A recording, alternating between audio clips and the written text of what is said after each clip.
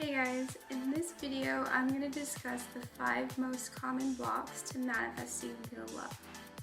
A lot of people really want to manifest a partner, a soulmate, or a twin flame, and they think that for some reason they're cursed or they're not able to meet that person, that maybe it's not meant for them in this lifetime, or that there's simply no good men out there, there's no good women out there.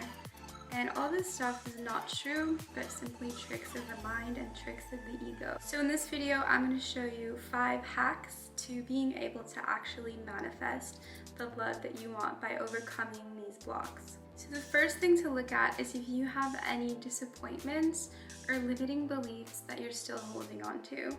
So most often this comes from a disappointing experience that you've had with a lover, someone who maybe was manipulative, someone that cheated, or someone that made you feel that all of their gender is not trustworthy and that it's not something that's meant for you to find love and stuff like that.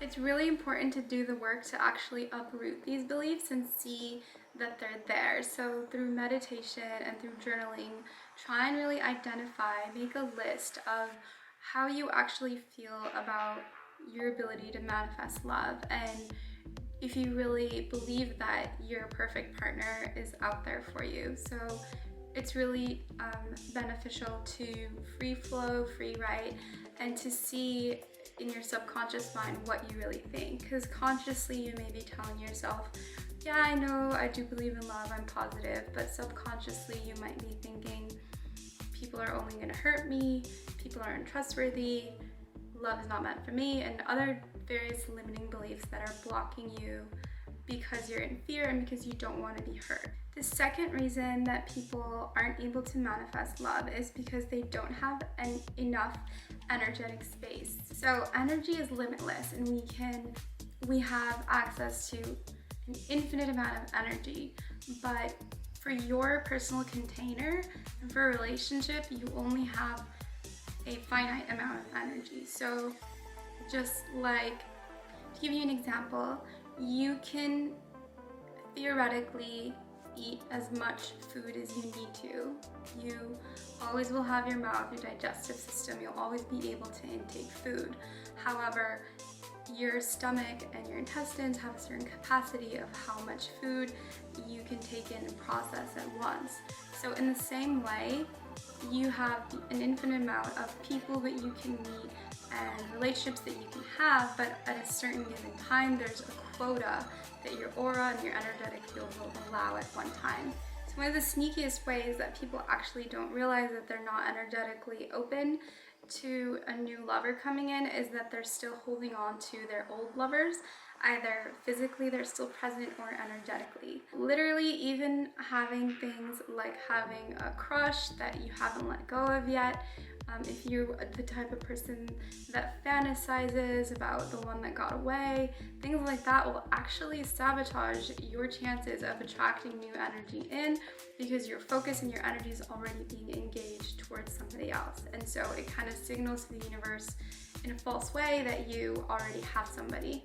And energetic space can be taken not only by love interest, but by having too much of other things that you do. So if you're working too much, then you might not have enough of an energetic space for a relationship. Or if you are only focusing on your children, let's say, and you don't believe that you're worthy of having space for a lover because all your energy must be devoted to your children. So be very aware of any beliefs and any attachments that you have to certain energies that don't allow any new energies to come in. Also, a lot of people are friends with their exes, and sometimes this can be very nice when you can have a conscious transition from being lovers to just being friends, but a lot of the time people are still emotionally and energetically attached to their exes, even though they're just operating in a friendship, and even something like that can prevent a new lover from coming into your life.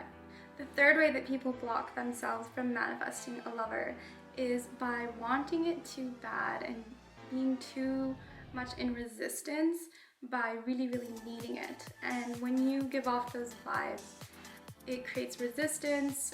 People who've met you or who haven't met you can pick up on it. So it's very important to come from a platform of sufficient self-love, where you see the person as an addition and not as something that you need to complete you. There's a reason that people always say, I found love when I wasn't looking for it, and that's because when you are not chasing something, it chases you.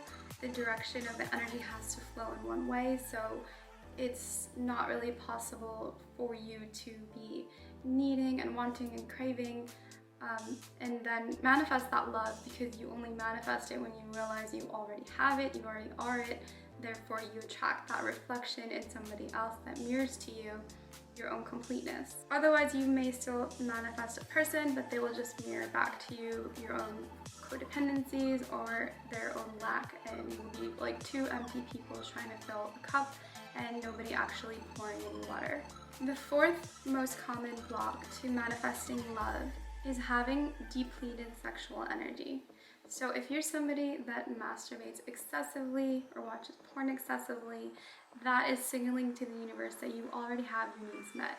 Unfortunately, even without pornography, if you masturbate daily or if you have an attachment to pleasing your own sexual needs, then it sort of signals that you don't have a complement or a polarity out there to fulfill your sexual needs. You're a lot more magnetic when you have a storehouse of sexual energy, because that sexual energy builds, it becomes very magnetic, and then people want to come and experience that energy, and that's how you attract potential partners, people, opportunities, romantic and platonic.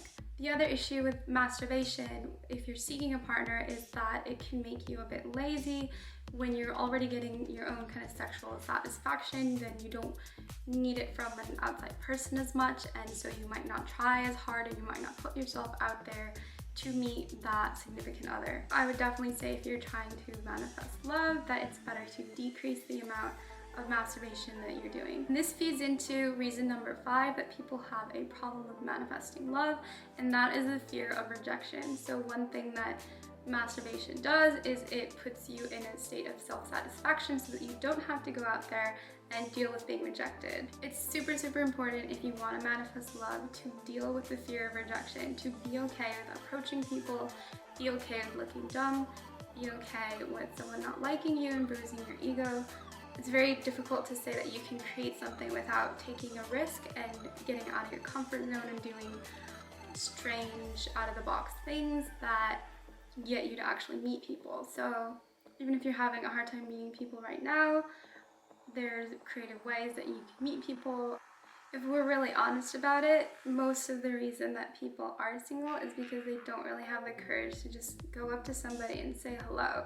Most things in this life come down to confidence and self-esteem. So if you have enough confidence to put yourself out there and to just be in that numbers game and meet as many people as you can, whether it's initially just, saying hello as a friend or just making conversation, eventually, statistically, you're going to run into somebody who could be something more. So as much as manifestation is energetic, it's also about using aligned energy to take action to put yourself out there. Putting yourself out there could even mean just being receptive to someone coming to you and to being open-minded and engaging, rather than thinking something has to look a certain way for you to accept it. So many people have a fear of rejection, and it's really underplayed, but it's one of the biggest reasons that people are not able to be with someone they love or manifest someone that they love, whether that's the fear of rejection just from saying hi, or just